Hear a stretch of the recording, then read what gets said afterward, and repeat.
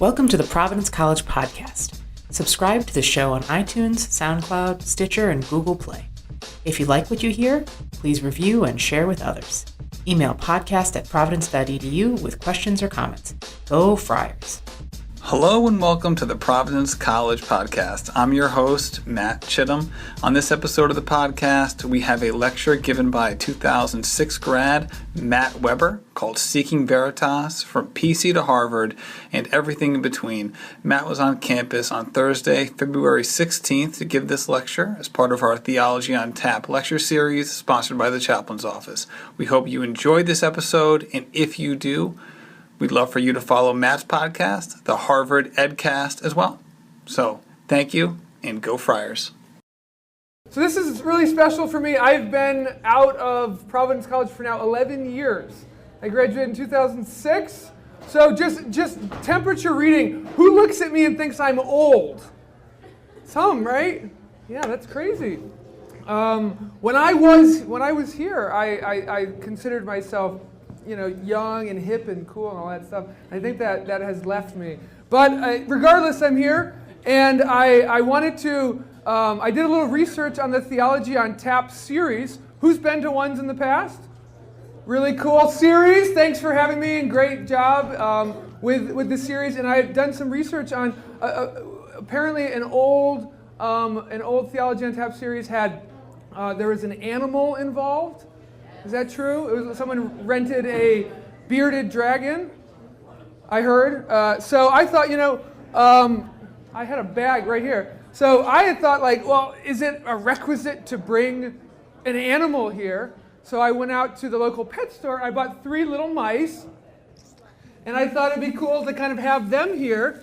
And that I'd heard that the dragon was played, you kind of held the dragon, Father. So I was going to do the mice, and I've just been keeping them here. And then, jeez! Just kidding. I would never bring mice into a bar.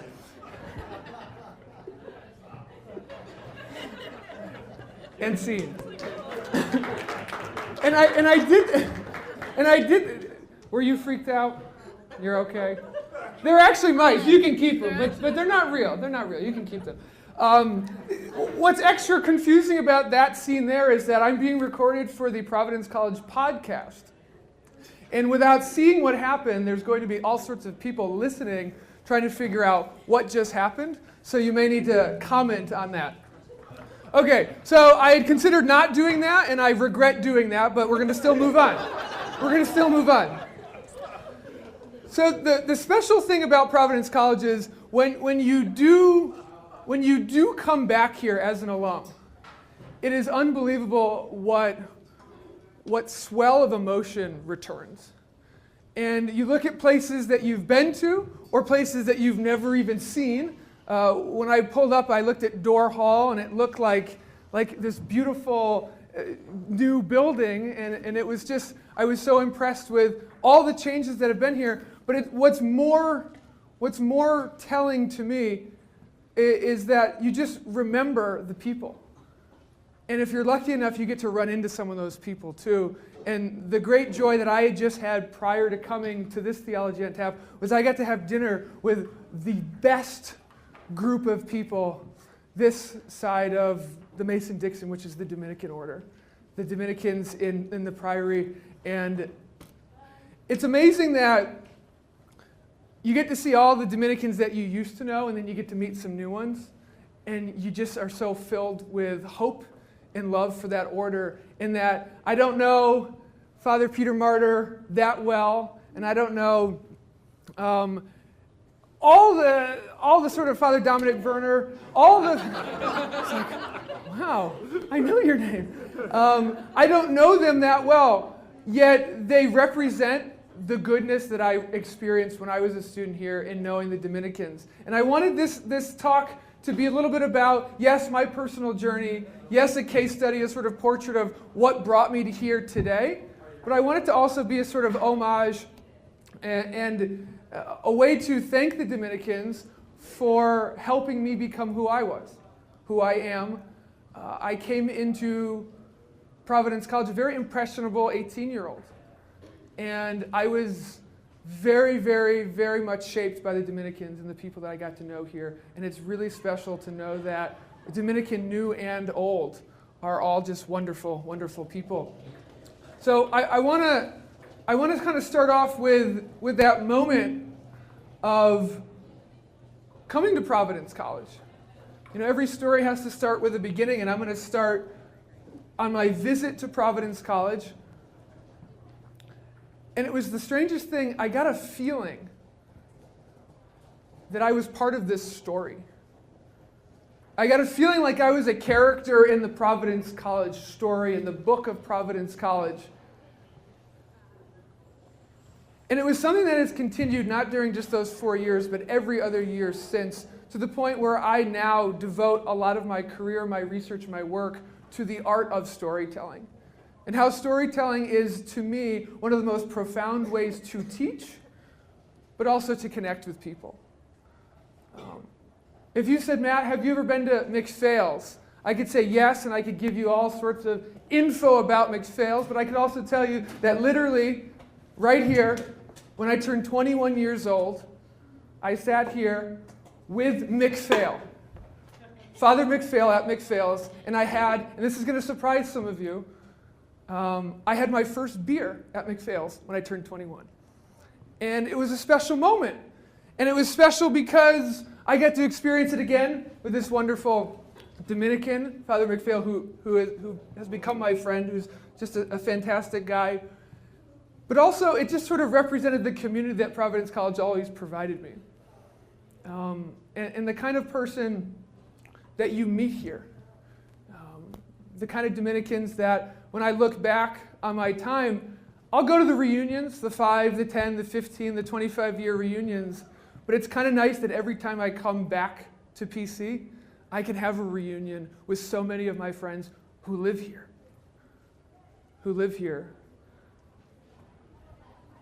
And I think they're absolutely a treasure, and in terms of the story of Providence College, they are the authors.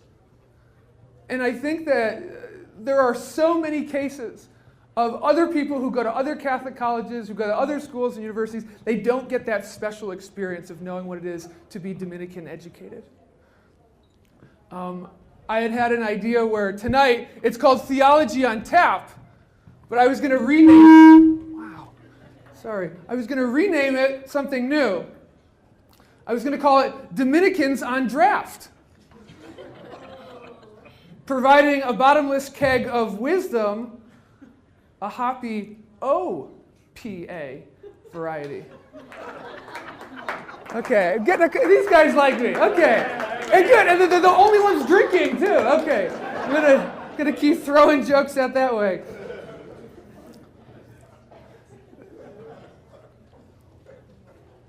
You know, you look back to the Bible, you look back to any gospel reading you hear on Sunday Mass, you hear stories.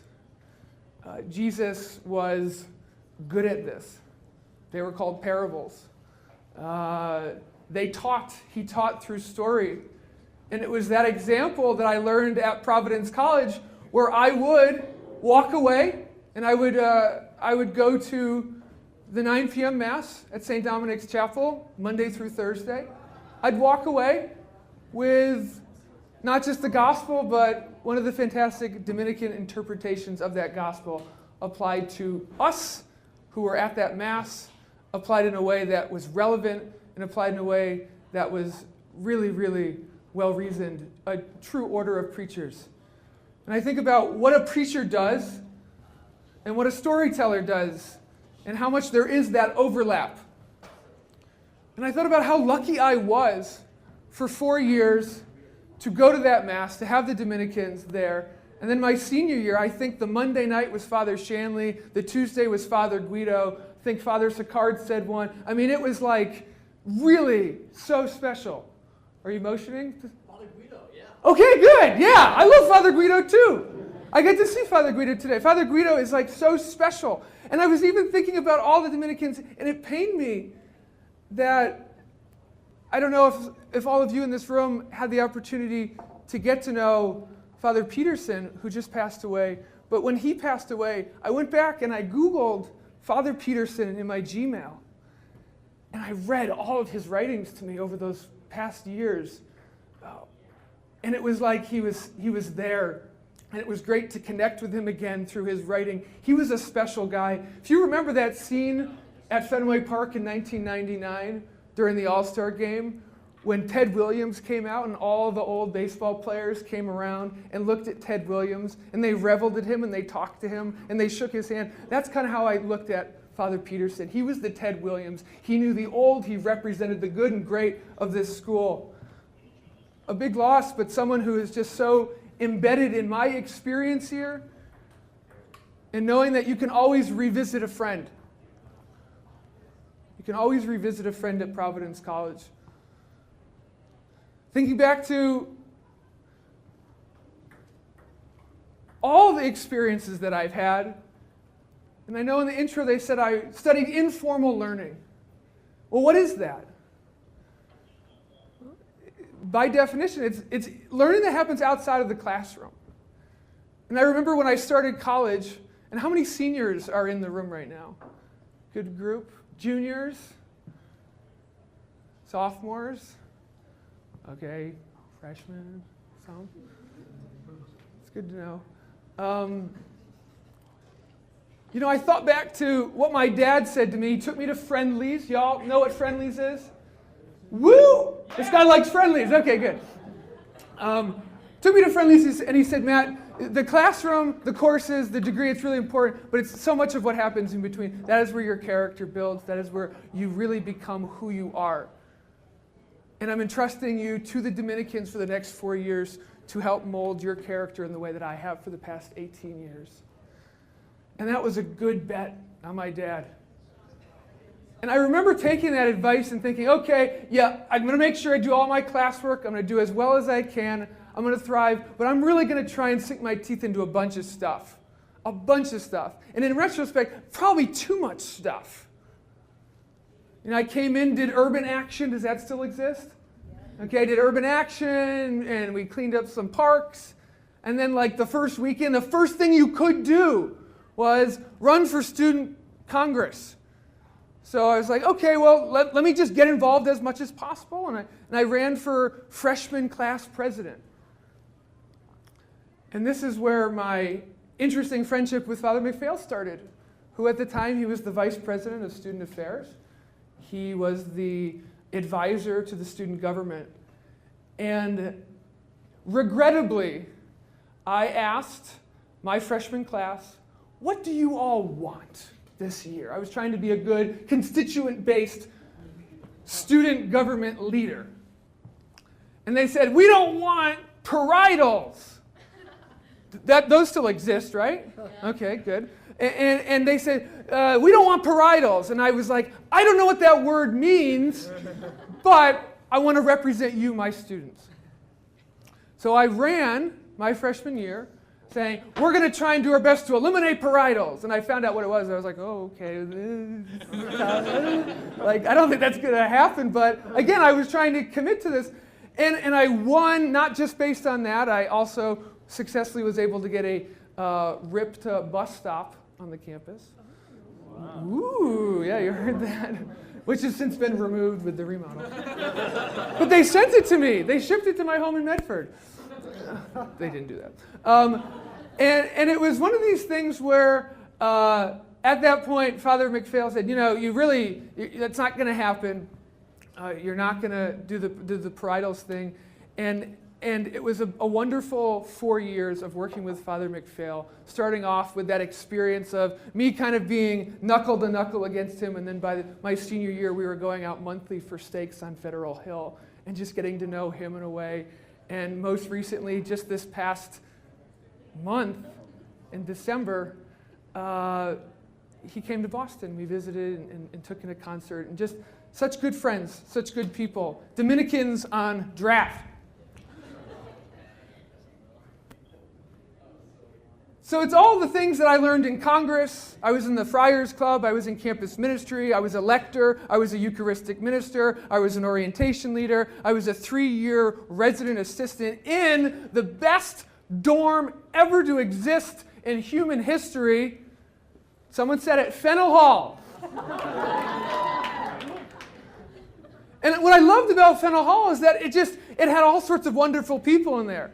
Now, someone you may not have encountered, but again, another Dominican, a Dominican brother named Brother Kevin, who you may have seen pictured. He was, I believe, the last Dominican brother, and you can correct me if I'm wrong, to have the Dalmatian on campus.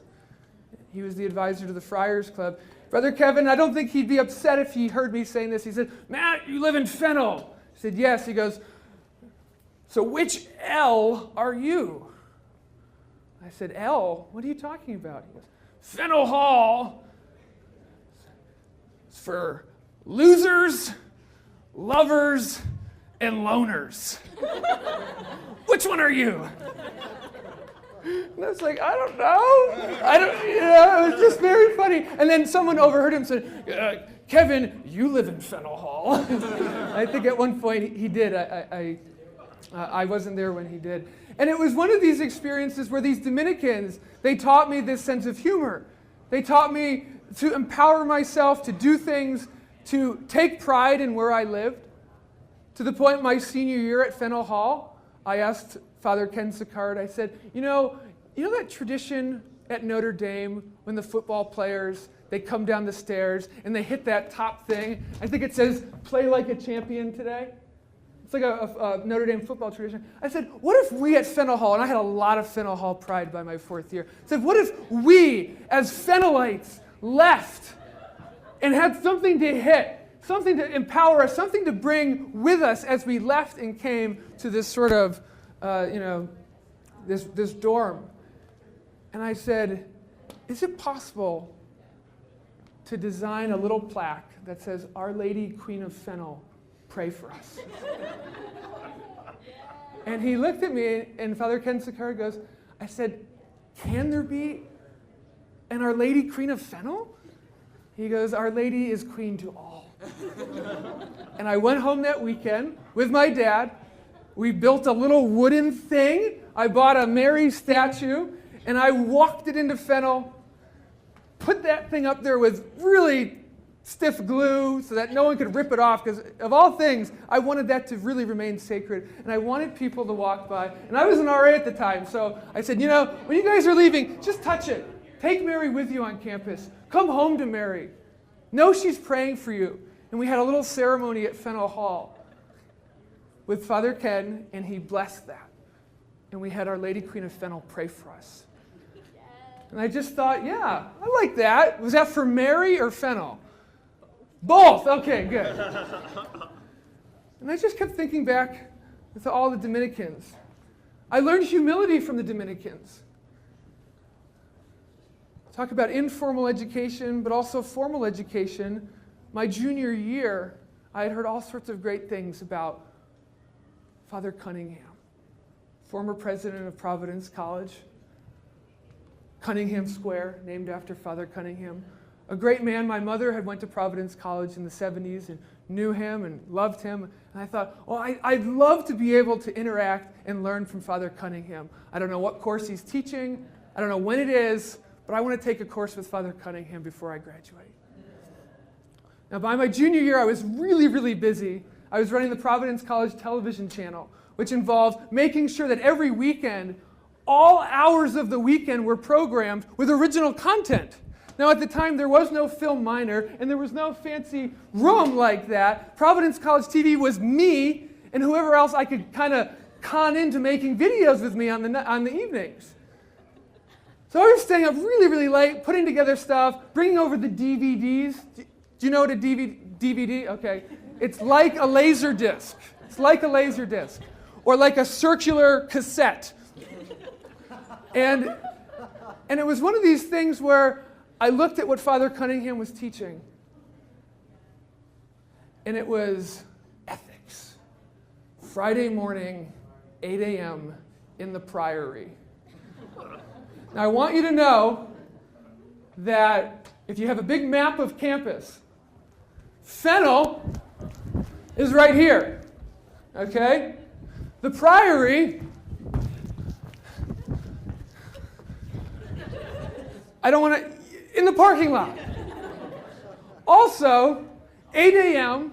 to me was like probably 4 a.m. to most normal people. because I was going to bed around 2:30 a.m. with my small laser discs. And I took that class. I had never taken an ethics course in my entire life. And I walked away bleary-eyed after a semester, learned a heck of a lot. I got my first C+ ever in the history of my academic career. And I was a guy, I always thought I was smart. And I kind of thought I was ethical. And now I have this hero of mine, the president of Providence College, and I got a C+. And the work was C+ work. It was a bad fit for me to think that I could do well in that class. I learned humility.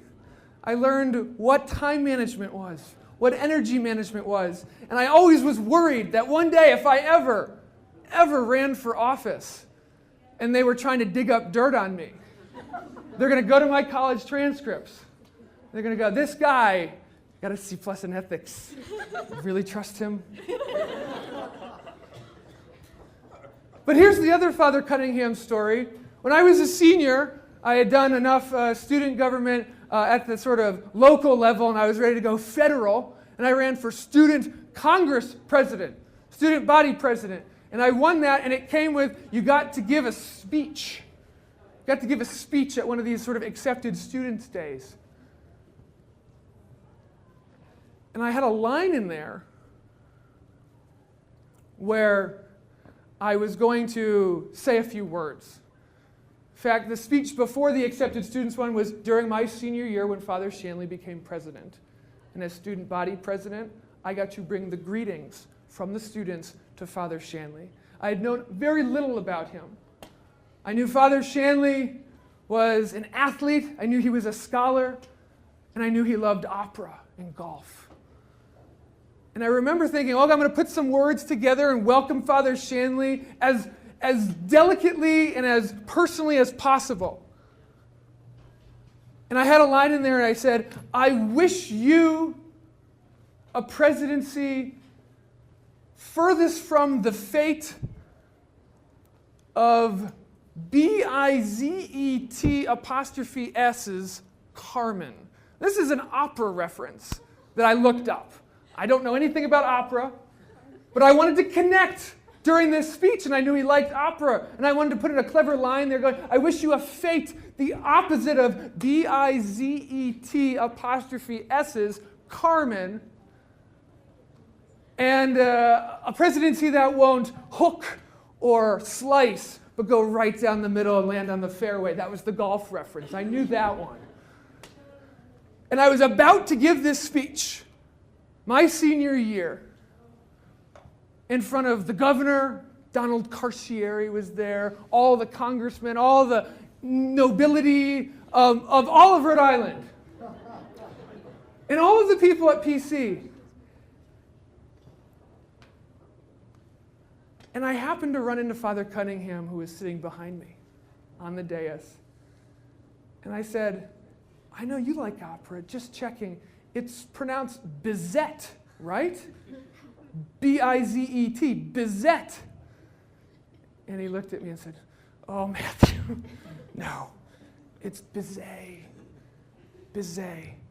And I know that's really an obscure reference for right now, but if I got up there in front of everyone and mispronounced Bizet as a reference to opera, I don't think people would have taken away anything, but that guy's an idiot. Probably get C+. They probably would have said. And I think back lovingly when I do pass not just the building of Cunningham or the square, but I always make sure to tip my hat and bless myself when I pass the graveyard in the middle of campus. And I'm glad that's at the center of campus. I guess my hope for you all is that in whatever time you have left here,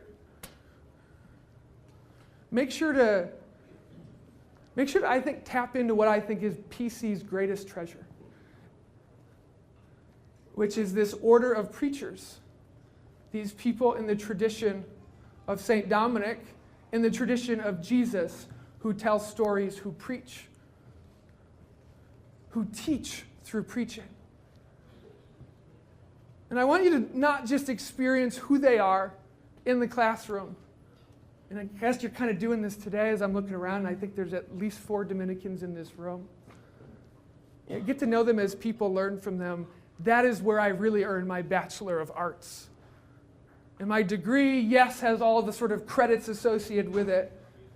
But in many ways, this week, this Valentine's Day week, when I was thinking about what is it that I want to talk about in terms of Veritas, truth, the motto of both Providence College, where I learned truth, the motto of Harvard, where I now try and teach truth. What is it about Veritas that is so important in a post-truth world? And who is sharing the truth here?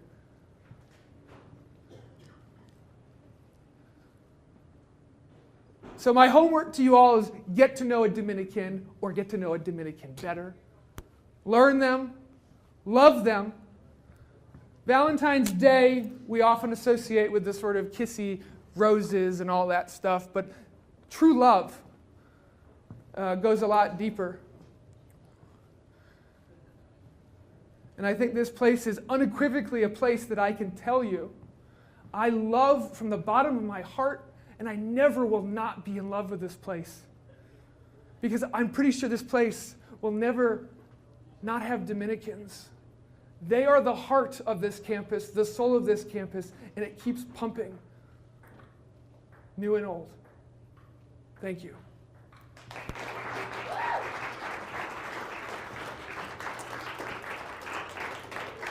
So now I'm going to pick up the mice thing. We're going to do that again. This time you're going to laugh so that the podcast can edit it better. Okay.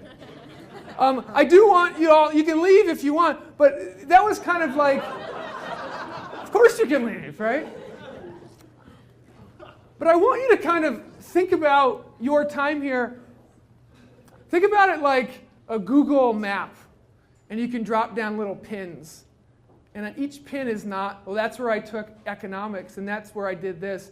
Each pin is really, that's that conversation I had with him, or that's where I learned that.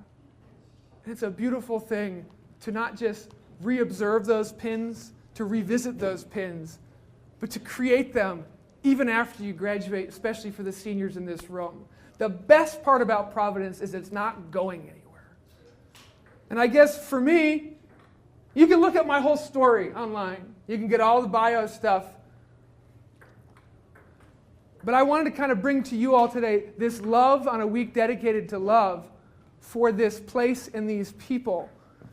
And I wanted to essentially just put myself out there to you all as vulnerable or as loving as I can be. What can I do to help?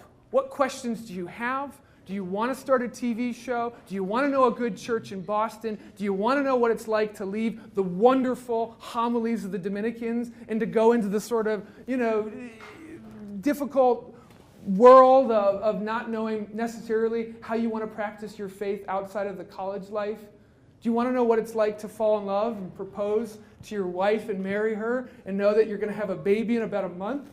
And about how exciting that is? And a little bit about how nervous that is? Knowing that right now with my phone in airplane mode, I could be getting a text saying I'm in labor, yet I'm all here with you. Please pray that that's not happening. Show yourself there. Yes.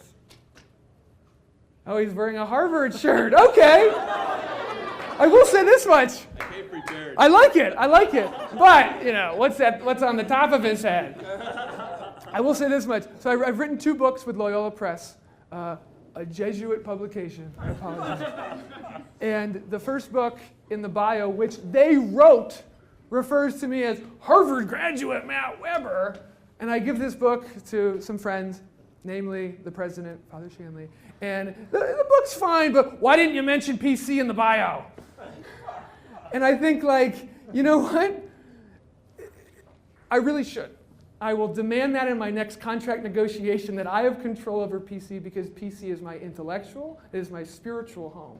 But Harvard is where I do hang my hat now. And there's a good cadre of PC people who go over to Harvard to study or to work or to teach. And I'd be more than happy to give you all a tour. I'd be more than happy to help you out with what it is that you want to study there. In addition to my work at Harvard, so I teach and I'm an administrator, specifically at the Harvard Graduate School of Education, which, for those of you who don't know, is the intellectual home of Sesame Street. I'm not joking. 40 plus years ago, Sesame Street, a professor at the Ed School named Jerry Lesser created, with Joan Gantz Cooney, Sesame Workshop, the children's public television there on PBS. And every year they consider Sesame Street an experiment. And that was actually what attracted me to Harvard. I was doing all sorts of work. I came right from here. I went right to Boston College. I was so in love with Catholic higher education, I got a master's degree at Boston College to study Catholic higher education. And then at age 25, and this may happen to you, and it's okay, you'll turn out fine. At age 25, I had a quarter-life crisis because I saw myself going to be the associate director or director of admissions for the School of Theology and Ministry, which is great on paper, but most of the time it's just database management and stressing out about numbers and recruiting and being away from your family and your loved ones. And I thought, I don't want to do this, and I'm a creative person. I miss making videos at PC. I miss the creativity, the storytelling. It's hard to tell a story with some of the data that I was sort of drowning in. And I literally thought, well, what is it that I love? What is it that I want to do? And at this time, I didn't have a girlfriend, and I seriously considered becoming a Dominican. And I met with Father Sicard about it, and we discussed it. And I decided that I really, wanted to, have a family life and be married and have children. But my love for the Dominicans, obviously, right, never went away. And it was one of these things where, it's a beautiful thing. It's a beautiful thing to be able to find your calling. And I realized that I wanted to tell stories. I wanted to have fun with it, and I wanted to educate. I wanted to go to work every day and not just care about the bottom line, but as they call the triple bottom line, which involves some values in addition to money. And I thought, well, I love Sesame Street. I love everything on PBS. I love Mr. Rogers' Neighborhood. Let me figure out how I can do that work. I want to teach kids. I want to be there. Mr. Rogers and his social and emotional learning, what he was doing at that time through TV was amazing. Sesame Street, I'd be watching it, singing along, and at the end, my mom's going, he's secretly learning.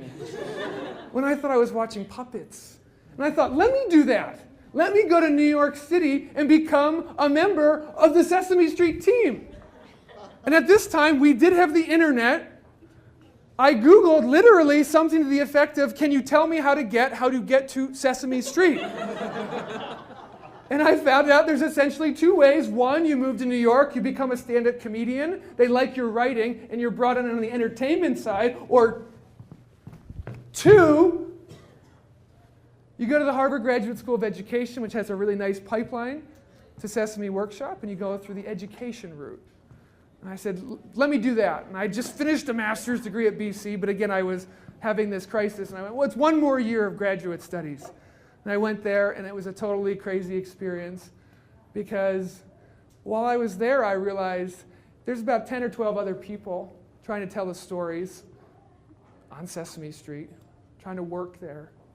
And this is also at the same time when I sort of left the comfy confines of being at Providence College or at Boston College, and I didn't really know how to be a Catholic outside of these sort of Catholic bubbles, these Catholic ecosystems. I was 25 years old, and I honestly didn't know how to be Catholic when most of the people, majority of the people, were not. I didn't know how to talk about my faith. I didn't know how to communicate about it. And I realized, well, here I am at a graduate school of education. There's certainly a lot of people here. What if I just shift gears and focus less on children's media production, numeracy, and literacy, and focus on something which I think is globally important, but certainly locally important, which is religious literacy? And I went to my advisor and I said, you know what? I'd like to shift gears. I want to focus on Catholic media and how people represent themselves through religion and through media. And I did my little case study. There's a couple channels out there. One's EWTN down in Alabama, and one was this sort of upstart out of Watertown, Massachusetts, about 4 miles from Harvard's campus, called CatholicTV. Can you guess what kind of network it's called? What it is? Catholic TV. And I watched that for about a week. And there was all sorts of good Bible teaching to the little 4s and the 5-year-olds and First Communion training. And there was all sorts of elderly nuns praying the rosary. But there was nothing for like the 18 to 40-year-old. There was nothing there on the whole network of programming that connected with me. Connected with my heart, my mind, my soul. And I kept thinking, well, you know what? Remembering back to my old grade school notebook planner, which had very, very overused quotes in it. One of them was Gandhi's that I remembered, and it was, "Be the change you wish to see in the world." And I thought, if no one on Catholic TV looks like me, why can't it be me? And I walked over to Catholic TV, and I tried to get an appointment with the president. That did not work, and I called them, and I called the general manager, and after about a month of being pretty persistent, I got 10 minutes with the president of Catholic TV, Bishop Robert Reed, and the general manager and vice president, Jay Fadden. And I walked into their room, had my whole laptop in there, had all my proposals, everything. And I sat in there, and they looked at me and they said, "Okay, what do you got for us, Mark?" For those of you who don't know, my name's Matt. And what I'd done is, instead of tell them what I wanted to do, I knew getting 10 minutes with these folks is hard. And this was something that I kind of learned at PC, which is a little bit go above and beyond. Communicate in the way that you can best. I can go walk into a room and Shark Tank pitch someone on something. And at the end of it, they go, "Cool, I'd love to see what it looks like. Let's talk in 6 months."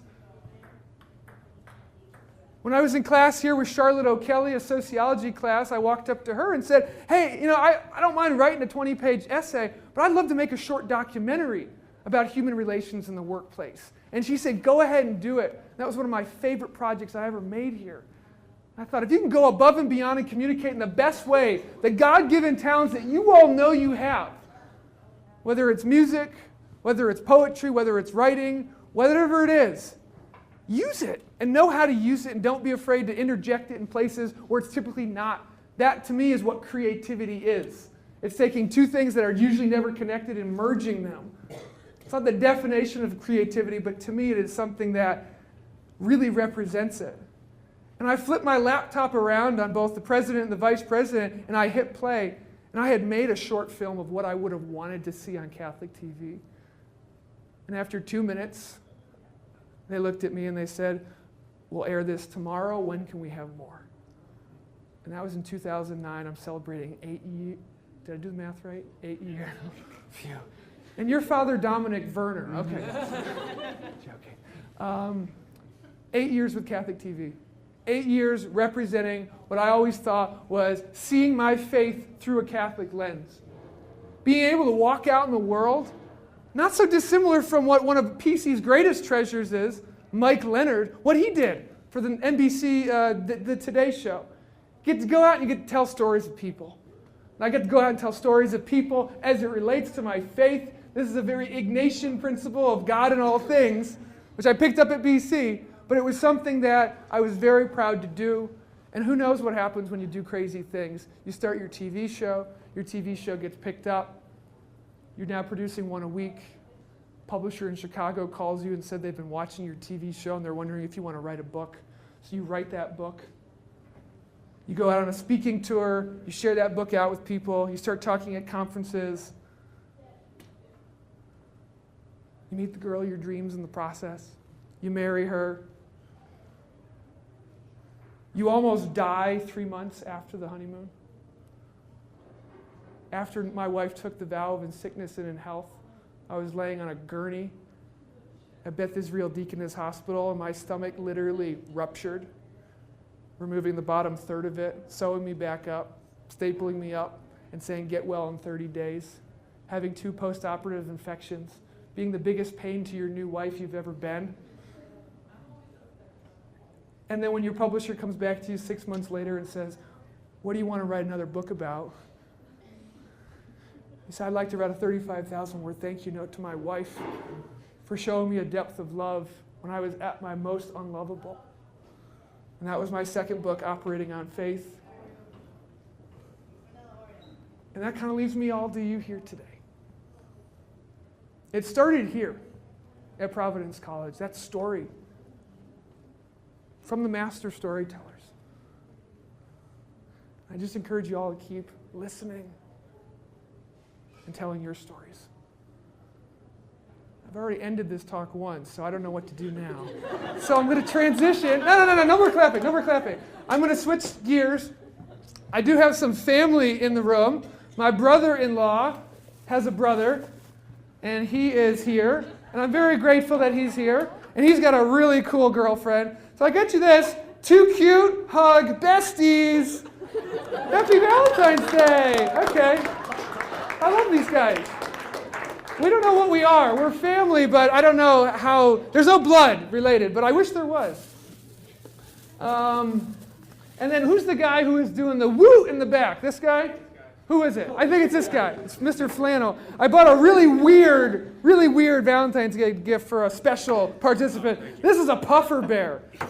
And it lights up. So there you go, my friend. There you go. Okay? Everybody wins. Free pizza and puffin bears? And then the rest is pretty much, if you think that's junk, the rest is, I promise you, junk. So I don't want to go over my time, and I also remember being a student being like, oh come on, this guy, when is he going to wrap up so I can leave politely?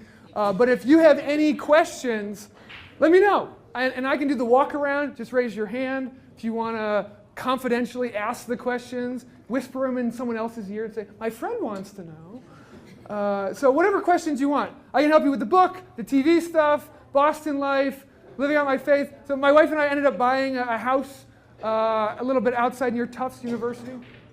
And we've got the kid on the way, and we belong to St. Raphael's Parish, which is a great parish. If you're going to move to Boston, I can give you some definite recommendations for both churches and food, which is important too. So who has a question? I've been doing so much talking.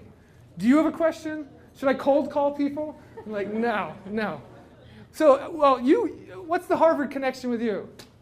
I forget. A guy in the hockey team gave me a sweatshirt. Oh, okay. I like it. That's a good connection. That's sometimes. I got a question for you. Yeah, okay. I'll let you. What's your favorite story about Providence College? Oh gosh, I mean, there's really so many. There's so many. I'll tell you a fun one. This isn't my favorite one, but I'll tell you. You know what? I'll tell you kind of like a good story about humility. These are two stories. I'll tell you two that are related to the.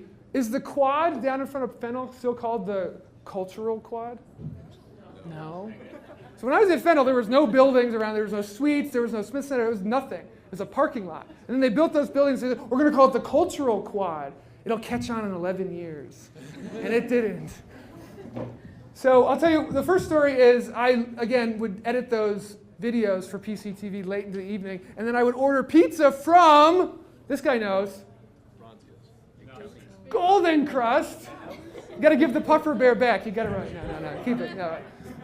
I don't know. Do people still like Golden Crust? It's okay. It was close to Fennel. And they would come, and listen, they were like, you know what? It's like 1 a.m. We'll be there in a half hour. I'm like, okay, I'm starving. I'm editing my video. They're not there. That night, I had also made a movie with some of my friends that I was editing, and it was like a horror film, and we were kind of acting like, this is right after the movie Saw came out. Remember the movie Saw? It's like people chained in a bathroom, and there was just a saw in the room. So I jokingly came up with a spoof called Slice, and it's people chained in, I think it was the St. Joe's bathroom, with a butter knife in the room, and they had to determine what to do to get out. So we had made this stupid short film, and I was editing it.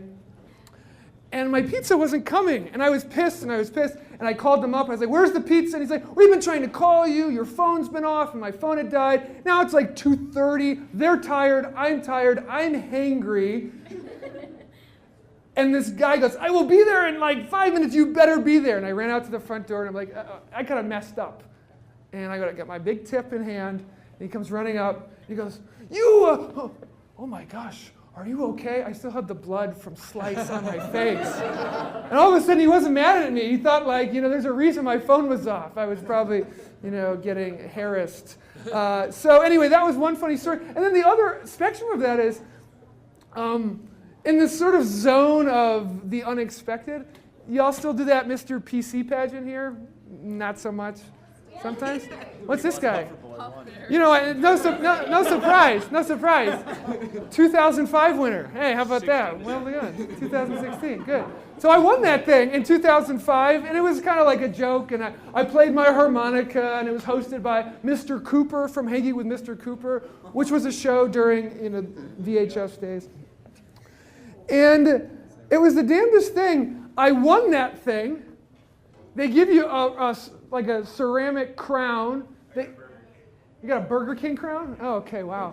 Man, the economy. They're outsourcing the crowns now. And they had a custom sweatshirt that says Mr. PC on it with like a picture of a crown. And they drape it over you. And I was like, I'm not going to wear this. They draped it over me. They put my crown on me. And they're like, okay, you won. Great. And everyone left. And I was just kind of sitting there picking up my stuff. And I was like, I don't know what to do now. And I kind of walked back. And this guy's like, definitely a Fennel L loser. Oh, you didn't get a shirt. Okay. Walked back to Fennel. I looked around. And there's a big tree on the cultural quad, and I just kind of sat there. And it was one of the loneliest moments of my 4 years there. And I, that night, just really celebrated with God. And it was a weird thing to have had the emotion of being crowned Mr. Providence College, and then walking away, sitting under a tree by yourself that night in prayer. And then going back to your room and probably ordering pizza. So when you ask favorite moment, that's not necessarily a favorite one of mine, but it's a memorable one. What else? Yeah, what's this guy's name? Oh man, geez, okay. The economy's back up. No crowns, but 2 mics. We probably only have time for more questions. Okay, yeah, I talk too much. Okay, what's the story? So, kind of leaving, I'm a senior, so I'm leaving PC. What was your struggle with maybe not having the accessibility to spiritual directors off campus? If you need some guidance, I can go down to campus ministry, or I can hunt somebody down. What is it like off campus and after senior year? Yeah, it's and again, as much as the Dominicans or the people that you met here will allow it, I emailed Father Guido many years afterwards. I saw him today for the first time in years, but man, he was such a force in my life. During school, afterwards, if you see him, please give him a hug for me and say, this is from Matt. He's really appreciative. I'm not going to do that. You're not going to hug Father Guido? That's fine. Okay. Someone else. Don't give him a hug. Just say thanks to him. Yeah, don't hug him. But there are still the relationships that you have here that I would say try and keep up as much as possible if they're okay with that. If they have the time and the commitment, not like on a daily basis or whatever, but if you need spiritual direction and you've forged relationships here, they don't go away. Friendships don't go away. And within friendship, it's a friendship between you, that person, through Christ. And it's a beautiful thing. And until you maybe get your feet on solid ground in a community, then maybe you can go, okay, so I'm less part of the Providence College community, and now I'm more part of this community. How do I want to base my faith around that? It took me a while in Boston. People use the word, I don't like this term, they church shop or whatever. They move to a city, they check out all the different parishes, they figure out where's the young adult mass. For me, at Boston College, St. Ignatius of Loyola, it's a diocesan parish on the BC campus practically, and I really took to the 5:30 p.m. Sunday night mass. And it wasn't all that different from some of the masses here. It was young adults. I never did any music ministry here. I played the harmonica, and I pitched to the young adult music ministry mass at St. Ignatius. I said, you got a drum, a bass, 2 guitars, and a flute. could you use a harmonica player? And they literally said, sure, show up. And for 2 years, I played harmonica at church. And you think it's crazy, but it actually sounded okay. So it's like it takes the role of like the violin and its sort of sweetness.